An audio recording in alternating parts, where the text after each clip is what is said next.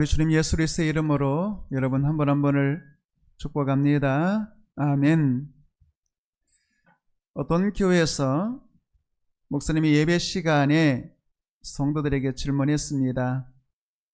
천국 가고 싶은 성도 손들어 보세요. 모든 성도가 다 손들었습니다.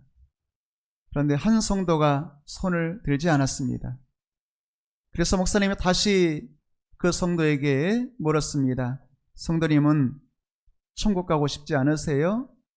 그러자 그 성도가 이렇게 대답했습니다. 천국이야 가고 싶죠.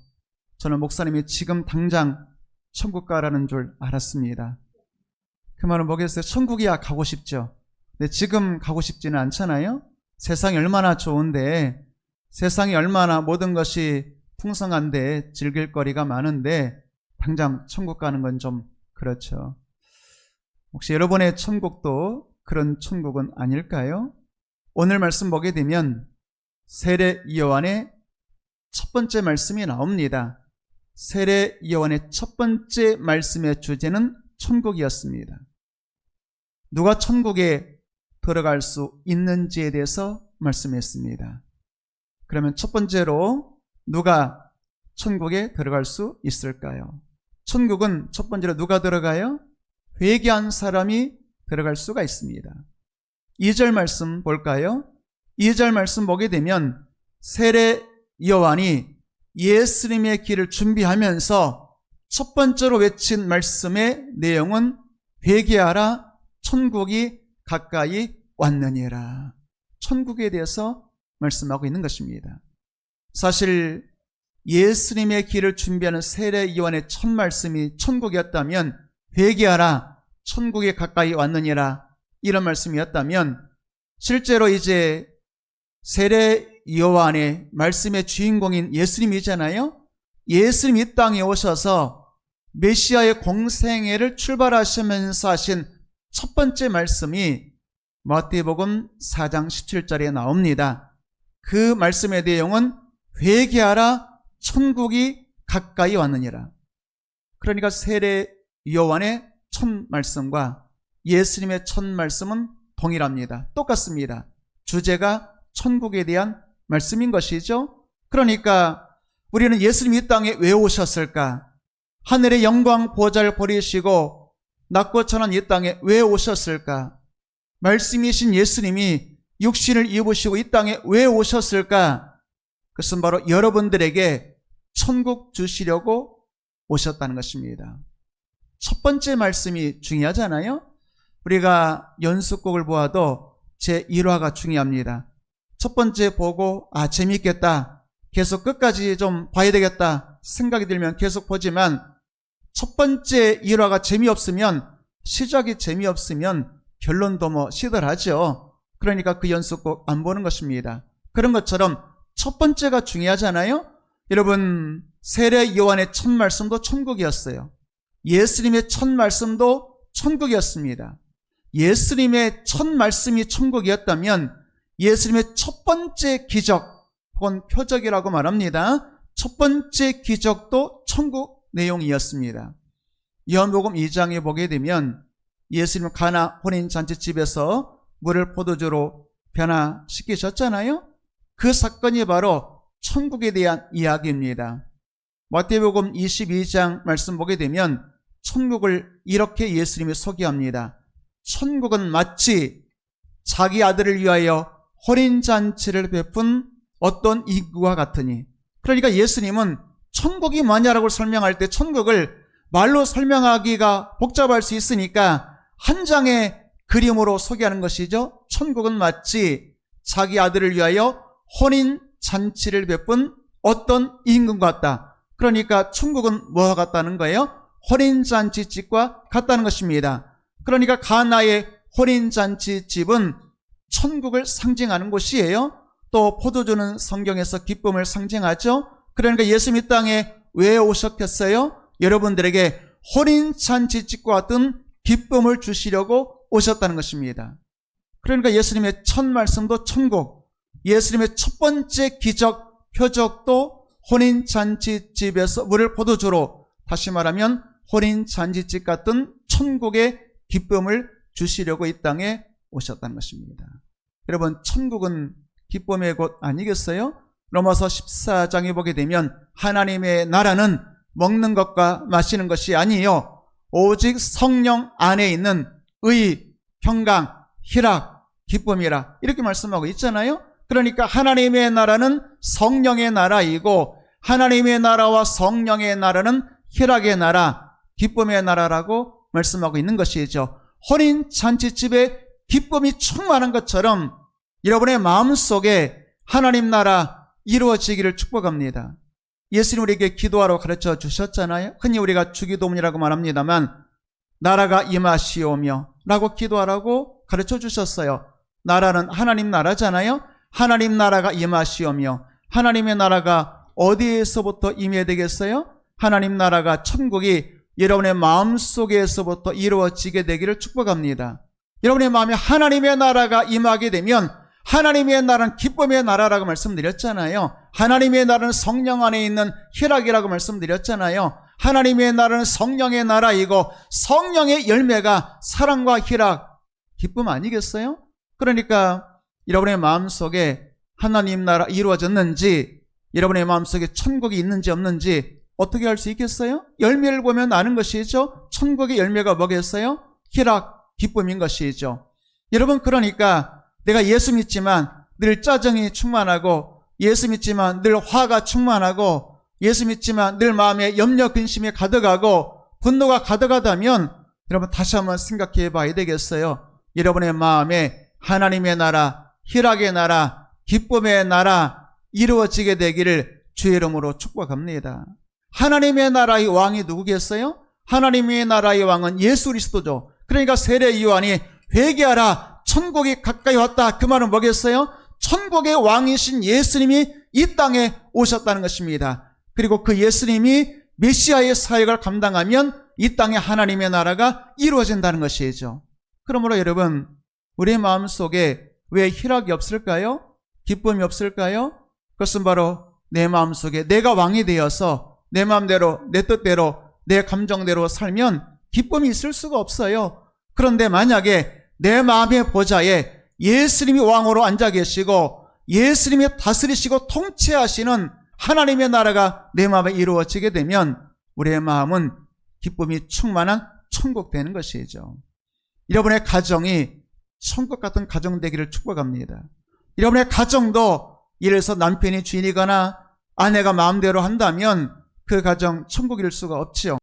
과거 우리 신앙의 선배들이 기도할 때 주님 우리 가정에 호주 되어주세요. 호주가 뭐겠어요? 가정의 주인이잖아요.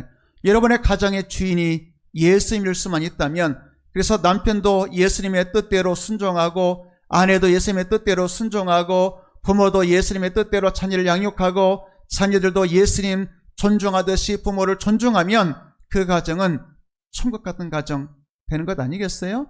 여러분의 가정이 천국 같은 가정 되기를 축복합니다. 우리 교회도 마찬가지 아니겠어요? 교회도 사람이 주인이라면 그 교회가 어찌 천국이라고 말할 수가 있겠어요? 사람이 주인이 아니고 교회의 주인은 오직 예수 그리스도 아니겠어요? 예수님이 교회의 주인 되어 예수님의 뜻대로 모든 성도가 오직 내 생각, 내 뜻 내려놓고 내 감정 내려놓고 내 정과 욕심 십자가에 못 박고 오직 주 예수님만 우리 교회 주인 되어주세요라고 기도한다면, 그리고 순종한다면 우리 교회는 천국 같은 교회 될 줄로 믿습니다.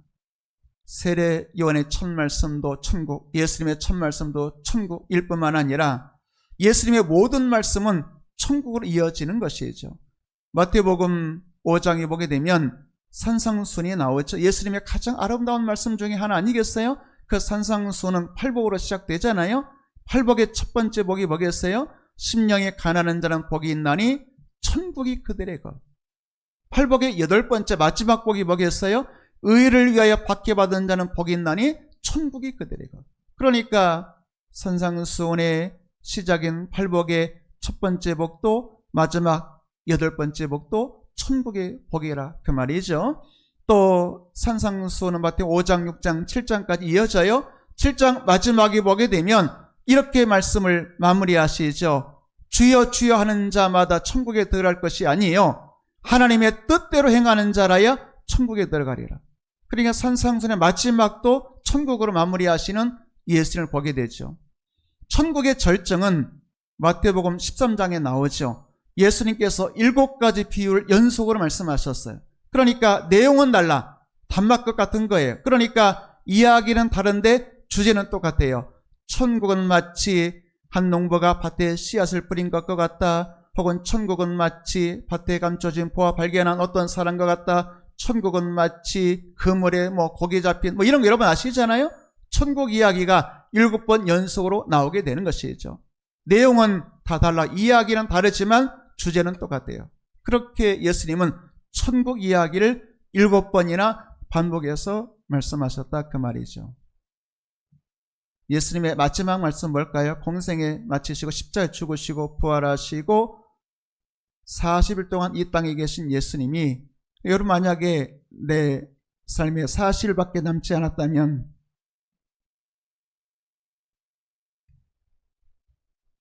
만약에 시한부 판정을 받아서 당신은 40일밖에 살지 못합니다. 그러면 마지막 유언적인 말을 만약에 자녀들에게 한다면 뭐라고 말할 수 있겠어요? 예수님은 십자가에 죽으시고 3일 만에 부활하셨죠? 그리고 40일 만에 하나님의 나라로 승천하셨어요.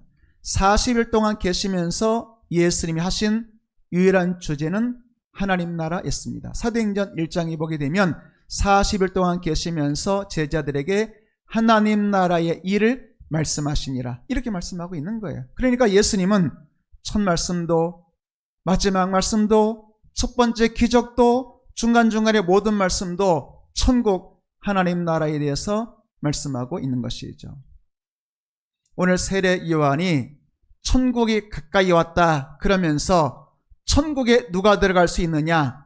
회개한 사람이 천국에 들어갈 수 있다고 말씀하고 있는 거예요. 그러니까 회개하라, 천국이 가까이 왔느니라. 여러분 오늘 시간 주님 앞에 회개함으로 천국에 들어가는 여러분 되기를 주님의 이름으로 축복합니다. 어떤 사람은 그렇게 말하는 사람이 있어요. 깨달으셨어요? 깨달으면 천국 갑니다. 물론 깨달아야 되겠죠. 그러나 깨달음만으로 천국 가는 게 아니에요. 어떤 사람은 그렇게 말하는 사람이 있어요. 구원의 확신이 있습니까? 죄송합니다. 제가 목이 좀 잠겨서.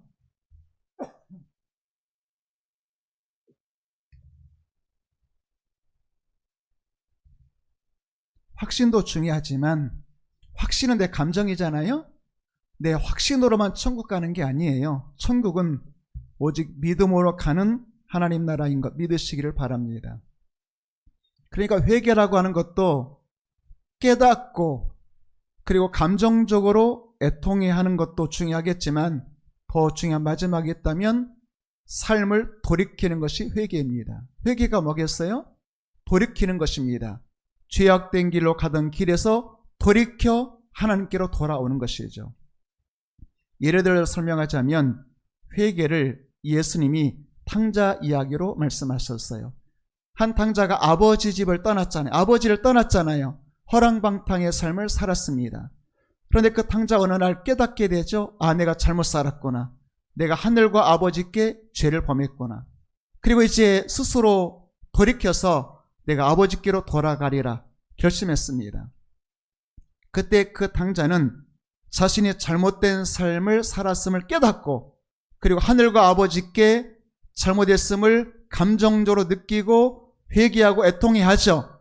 그리고 스스로 일어나서 아버지께로 돌아가니라 이렇게 말씀하고 있어요. 돌아와야 회개가 끝나는 것입니다. 여러분 만약에 어떤 사람이 나는 죄인입니다 깨달았어요. 또 어떤 사람이 내가 주님을 깨닫고 애통해하고 슬퍼하고 괴로워하고 또 눈물을 흘리면서 회개했어요. 그런데 삶은 여전히 똑같아요. 그러면 그 사람은 회개한 사람이 아니에요. 회개는 뭐겠어요? 회개는 인격적인 회개가 있어야 되겠습니다. 여러분 인격이라고 말할 때 인격이 뭐겠어요? 지정의, 지성, 감정, 의지를 인격이라고 말합니다. 지가 뭐겠어요? 깨닫는 거잖아요. 그러니까 내가 말씀 들을 때 죄인입니다. 깨닫는 것입니다. 정의 보겠어요? 내가 죄인임을 말씀 듣다가 깨달으면 그러면 내 마음속에 슬픈 마음이 된 겁니다. 내가 하나님을 슬프시게 했구나. 내가 하나님 마음을 아프게 했구나. 애통하는 마음이 찾아오게 되죠. 눈물로 회개하게 되죠. 그러나 마지막 더 중요한 것이 있다면 깨닫고 애통해할 뿐만 아니라 삶으로 의지적으로 변화된 삶을 살아야 되겠습니다. 말 그대로 옛사람 벗어버리고 새 사람으로 살아야 되겠습니다. 그래서 우리는 회개가 뭐냐면 지적으로 깨닫고 감정적으로 애통해야 하고 삶의 의지적으로 변화의 결단을 하는 것을 진정한 회개라고 말씀하는 것입니다. 그러니까 만약에 어떤 사람이 말씀 듣다가 내가 주님이다 깨달았어요. 가슴이 아파요. 감정으로 느꼈어요. 눈물까지 흘렸어요. 그런데 삶이 변화되지 않는다면 회까지만 하는 거예요. 여러분 회개가 뭔지 아세요? 회는 뉘우친다는 뜻이고 개는 고친다는 거예요. 그러니까 고치는 데까지 나아가야 그 사람이 진정한 회개한 사람이라고 말씀드릴 수가 있는 것입니다. 그러면서 세례 요한이 이렇게 말하잖아요. 천국이 가까이 왔다는 것입니다. 천국의 왕은 예수님이잖아요. 예수님이 이 땅에 오셨고 이제 예수님이 만왕의 왕으로 메시아의 사역을 시작하게 되면 천국이 시작이 된다는 것입니다. 여러분 예수님 만나는 그 순간 천국이 이루어지지 않겠어요? 예를 들면 예수님 이 땅에 심판의 주님으로 임하시게 되면 우리는 그것을 재림이라 그렇게 표현하죠. 이 땅에 한 아기로 오신 예수님을 초림의 예수님이라고 말한다면 다시 오실 심판의 예수님을 재림의 예수님이라고 말씀하고 있습니다. 재림의 예수님이 이 땅에 오시면 우주적인 종말이 임하게 되겠죠. 우주의 종말이 임하고 모든 사람이 다 종말의 심판대 앞에 서게 되겠죠. 근데 만약에 예수님이 이 땅에 오시기 전에 내가 예수님께로 간다면 그건 개인의 종말이 되는 것이죠. 그러니까 예수님이 이 땅에 오셔서 나를 만나면 우주적인 종말이 되는 것이고 예수님 오시기 전에 내가 죽어서 천국에서 주님 만나게 된다면 개인의 종말이 되겠죠. 어쨌든 여러분 예수님 이 땅에 오실 날이 가까이 와서 믿으시기를 축복합니다. 로마서 13장에 보게 되면 사도 바울이 이런 말씀을 하게 되죠. 우리가 알거니와 자다가 깰 때가 벌써 가까이 왔도다. 이는 이제 우리가 구원받을 날이 가까웠습니다. 그러니까 사도 바울은 우리의 구원이 가까이 왔다는 거예요. 우리의 구원이라는 말은 영혼의 구원을 말하겠어요? 예수님이 땅에 오셔서 영원한 구원을 말씀하는 것 아니겠어요? 사도 바울은 주님 오실 날이 가까이 왔습니다. 그러니까 이제 우리는 자다가 깰 때입니다. 영적으로 자는 성도 있다면 깨어 일어나십시오. 이게 사도 바울의 말씀 아니겠습니까? 예수님도 겟세마네 동산에서 제자들에게 말씀하셨잖아요. 깨어 있어 기도하라. 그러니까 자다가 깰 때가 가까이 왔다. 그 말은 영적으로 깨어 있다는 말은 예수님이 깨어 있어 기도하라. 마가복음에 말씀하셨죠. 겟세마네 동산에 말씀하셨죠. 깨어 있으라는 말은 기도하라는 것입니다. 여러분 영적으로 잠자는 성도가 아니라 깨어 있는 성도 되기를 주의 이름으로 축복합니다. 자다가 깰 때가 가까이 왔도다. 물론 주님 오실 날이 가까이 왔죠. 주께서 마지막 오실 때에 재림 직전의 상황을 마태복음 24장에서 말씀하셨잖아요. 이런저런 징조에 대해서 말씀하셨잖아요. 우주적인 주님 오실 날이 가까이 왔습니다. 그러나 연세 드신 성도님들은 느끼게 될 겁니다. 아, 내가 주님께로 가까이 갈 날이 가까이 왔구나. 나이가 들수록 한 해 한 해 지나갈수록 내가 주님께로 가까이 갈 날이 다가왔구나. 그 말은 뭐겠어요? 우리의 죽을 날이 가까이 왔다는 것이죠. 그 죽을 날이 뭐겠어요? 주님 만날 날이 가까이 왔다는 것이죠. 그것이 바로 천국이 가까이 왔다는 것입니다. 우리가 죽으면 가는 나라가 천국 아니겠어요? 그러니까 예수님의 심판의 주님으로 오셔서 우리가 주님 만나든지 아니면 내가 죽어서 주님 만나든지 여러분 천국이 가까이 온 것 아니겠어요? 여러분 여러분의 시간이 천년 만년 주어지는 게 아니에요. 여러분이 주어진 그 시간 동안 자다가 깨어나시고 사도 바울같이 푯대를 향하여 그리스도 예수 안에서 위에서 부르신 부름의 상을 향하여 달려가노라 그랬잖아요. 여러분 누워있지 마시고 푯대를 향하여 예수님 바라보면서 천국의 상을 향하여 달려가는 여러분 되기를 주의 이름으로 축복합니다. 천국에 누가 갈 수 있겠어요? 첫 번째 회개한 사람이 되겠습니다. 두 번째가 되겠습니다. 천국은 누가 들어갈 수 있을까요? 두 번째로 회개했다면 회개에 합당한 열매 맺는 사람이라고 말씀하고 있죠. 8절 말씀을 볼까요? 8절 말씀 보게 되면 그러므로 회개했어? 그러면 회개에 합당한 열매를 맺어라. 이것이 이제 세례요한의 두 번째 말씀이 되겠습니다. 회개했다면 합당한 열매를 맺어야 되겠습니다. 열매 없는 성도 심판받지 않겠어요? 마가복음 11장에 보게 되면 두 사건이 하나의 사건으로 연결되는 것을 보게 됩니다. 첫 번째 사건은 예수님이 길을 가다가 무화과나무 보시죠? 잎사귀가 무성했습니다. 열매 있을까요? 가까이 가셨죠? 열매 없었습니다. 예수님께서 그 열매에 대해서 말씀하셨죠? 다시 너의 열매 따먹지 못하게 될 것이다. 그 나무가 즉시 뿌리로부터 말랐죠? 하나는 열매 없는 무화과나무를 심판하신 사건입니다. 그 사건 곧바로 이어서 일어난 사건이 뭐냐면 예수님이 성전에 들어가셨죠? 그리고 성전을 정화하셨습니다. 성전 정화 사건이 뭐겠어요? 열매 없는 성전을 심판하셨다는 것입니다.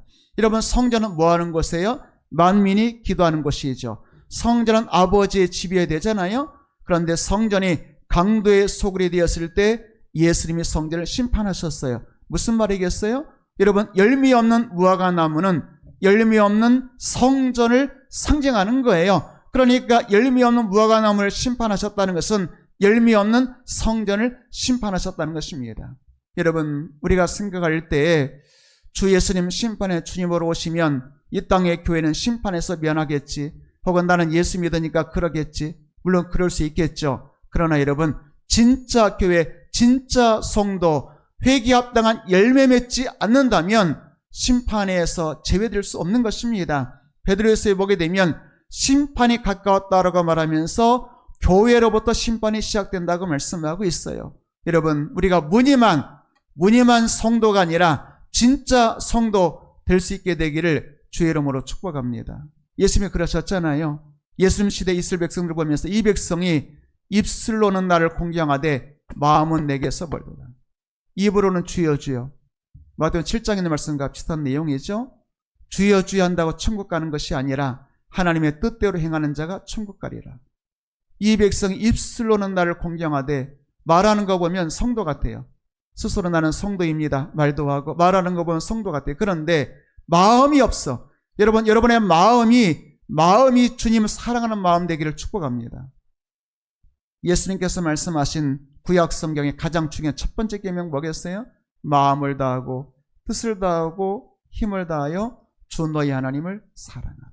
여러분, 우리의 마음이 중요한 것 아니겠어요? 하나님은 중심을 보신다고 말씀하잖아요. 영과 진리로 예배하는 사람 찾으신다 그러잖아요. 그 영과 진리는 중심을 말씀하는 것 아니겠어요? 여러분, 이 시간 여러분이 마음으로 하나님 사랑하고 마음으로 예배하는 여러분 되기를 축복합니다. 예배는 네 가지 요소가 있어요. 하나는 뭐냐면 말 그대로 마음으로 중심으로 예배하는 거예요. 마음으로 예배드렸으면 입술로 신앙 고백하게 됩니다. 로마서 10장에 보게 되면 마음으로 믿어 의에 이르고 입으로 시인하여 구원. 그러니까 우리의 진정한 예배는 마음에서부터 시작되겠죠. 마음으로 믿어야 되겠죠. 마음으로 믿는다면 그 다음 어떻게 되겠어? 입술로 시인해야 돼요. 내가 누구인지, 나는 성도입니다. 나는 예수님을 믿는 성도입니다. 비록 세상에서 내가 좀 손해보고 내 행동에 제약이 있다 할지라도 내가 성도인 것을 가리고 살아서는 안 되잖아요. 마음으로 믿으면 입으로도 시인해야 되고, 그리고 로마서 12장에 보게 되면 마음으로 믿고 입으로 시인할 뿐만 아니라 너의 몸으로 거룩한 산제사 드리라. 이는 너희가 드릴 영적 예배니라. 몸으로도 예배 드려야 돼요. 그러니까 마음으로 주님 믿는다고 말하면서 예배 시간에 몸으로 예배 드리지 않는 성도 있다면 그것도 안 되는 것 아니겠어요? 마음으로 믿고 입술로 시인하고 그리고 몸으로도 예배 드려야 되겠습니다. 그런가 동시에 마태복음 7장에 있는 말씀처럼 하나님의 뜻대로 행하는 자, 다시 말하면 삶의 예배를 말씀하는 것이죠. 마음의 예배, 입술의 예배, 몸의 예배, 삶의 예배까지 온전히 드려야 회개에 합당한 열매 맺는 성도 되는 것 믿으시기를 주의 이름으로 축복합니다. 그러므로 여러분, 우리가 하나님 앞에 회개에 합당한 열매를 맺어야 되겠습니다. 오늘 8절 말씀 밑에 9절 말씀에 이런 말씀이 있어요. 세례 요한이 그 당시에 이스라엘 사람들을 책망하면서 너희가 속으로 우리가 아브라함의 자손이라고 생각하지 말아라. 하나님이 이 돌들로도 아브라함의 자손을 만드시리라. 그 말은 뭐겠어요? 당시 이스라엘 사람들은, 세례요한 시대에 이스라엘 사람들은 자기 혈통을 자랑했어요. 나는 아브라함의 후손, 우리 조상은 아브라함. 그러니까 속으로 나는 아브라함의 후손이니까, 그 말은 뭐겠어요? 나는 아브라함의 후손이니까 나는 자동으로 구원받을 거야. 나는 자동으로 천국 백성 될 거야. 그런데 세례요한이 뭐라고 말했어요? 외모나 형식이나 혈통으로 구원받는 게 아니다. 너희가 특별히 잘나서 하나님의 백성 되는 게 아니야. 하나님은 돌들을 통해서라도 하나님의 자녀 아브라함의 후손 만들 수 있어. 그 말은 뭐겠어요? 혈통 자랑하지 말고, 외모 자랑하지 말고, 삶으로 온전한 천국 백성답게 살라는 것입니다. 여러분, 성도라고, 여러분 집사라고, 장로라고, 목사라고 자동으로 천국 가겠어요? 예수님을 제대로 믿어야 되는 것 아니겠어요? 여러분, 직분으로 천국 가는 게 아닙니다. 믿음으로 가는 나라 천국 아니겠어요? 그러므로 여러분, 여러분의 온 마음으로, 온 입술로, 온 몸으로, 삶으로 온전히 회개에 합당한 열매 맺는 여러분 되기를 주의 이름으로 축복합니다. 오늘 시대는 예수님 잘 믿는 성도 없는 것 같아요. 예전에 돌아가신 한 나이 많이 드신 목사님에게 후배 목사님 찾아가서 목회적인 조언을 좀 얻고 싶어서, 목사님 저희가 어떻게 목회되겠습니까? 물어봤대죠. 그랬더니 그 오래 나이 드신 그 목사님 후배 목사님들에게 한마디 딱 했대죠. 목사님들 예수님 잘 믿으세요. 아니, 세상에 목사들인데 예수님 안 믿겠어요? 그런데 예수님 믿는 것도 중요하겠지만 잘 믿어야 되지 않겠어요? 여러분, 예수님 잘 믿는 여러분 되기를 주의 이름으로 축복합니다. 우리가 진짜 성도 되어야 되지 않겠어요? 어떤 사람이 미국에 유학 갔는데 운전해주는 그분이 물어보다는 게 미국 분이죠. 자신에게 뭐라고 물어봤냐면, 당신은 크리스찬입니까? 예수 믿습니까? 물어보니까 이분이 예수님 잘 믿는 분이니까, 예, 저는 성도입니다. 크리스찬입니다. 대답했어요. 그랬더니 그 운전해 주시는 분이 다시 두 번째 질문했대죠. 당신은 진짜 크리스찬이십니까? 그 말을 하니까 이분이 갑자기 가슴이 딱 메이면서, 나는 지금까지 성도라고 생각했는데 진짜 성도냐 물어보니까 참 대답하기가 쉽지 않았다, 그런 말을 책에서 읽어본 적이 있어요. 여러분, 성도라고 다 같은 성도이겠어요? 진짜 성도 되기를 주의 이름으로 축복합니다. 여러분, 우리가 예수님 믿는다라고 말은 하는 것도 중요하겠지만 예수님 잘 믿는 여러분 되기를 주의 이름으로 축복합니다. 세 번째가 되겠습니다. 천국에 누가 들어갈 수 있을까요? 천국은 좋은 열매, 알곡인 사람이 들어갈 수가 있습니다. 다시 말하면 회개한 사람, 회개에 합당한 열매 맺는 사람, 그 사람을 좋은 열매라고도 하고 알곡이라고도 한다, 그 말이죠. 10절 말씀 보도록 할까요? 10절 말씀 한번 전체 읽어보도록 하겠습니다. 시작.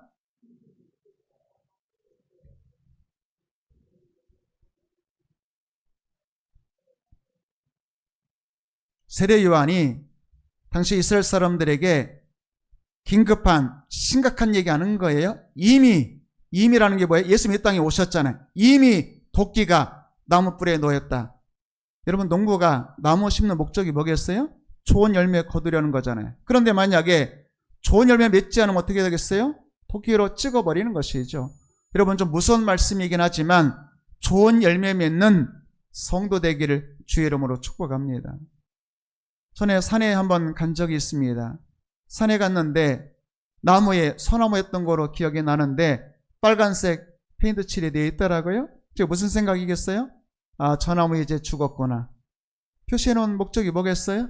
이제 그 나무 벌목한다는 거죠. 잘라내겠다는 거잖아요. 여러분, 그런 것처럼 나무에 붉은색이든 흰색 띠가 칠해져 있는 것은 이 나무에게 도끼가 이제 놓여졌다는 것 아니겠어요? 그런 것처럼 여러분, 예수님이 다시 오실 날이 가까이 와서 믿으시길 바랍니다. 이미 도끼가 나무뿔에 놓여져 있어요. 중요한 것은 뭐겠어요? 좋은 열매 맺혀야 되겠죠. 좋은 열매 맺지 않는다면 찍혀서 불에 던져진다고 말씀하고 있습니다. 좋은 열매를 12절 말씀 보게 되면 세례 요한이 또 이렇게 말하죠. 농부가 손에 키를 들고 있어요. 키를 들고 곡식을 이제 까부르는 것이죠. 그렇게 해서 알곡이 모여지면 천국 곳간에 들이고 쭉정이는 불에 던진다, 이런 내용 아니겠어요? 그러니까 골목가는 사람의 손에 도끼가 들려져 있어요. 또 농부의 손에 키가 들려져 있어요. 긴급하다는 것 아니겠어요? 여러분, 우리의 인생이 천년만년 사는 게 아니에요. 시편 90편에 보게 되면 모세가 그런 말을 했습니다. 사람의 인생 70, 건강하면 80이라도 우리의 인생의 신속기간이 날아가나이다. 여러분, 여기 연세 드신 분들 중에 80 넘으신 분도 있어요?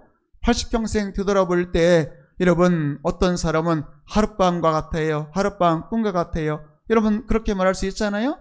70, 80 긴 것처럼 보이지만 순식간에 날아간다고 말씀하고 있어요. 그러면서 시편 90편에서 모세가 뭐라고 말했어요?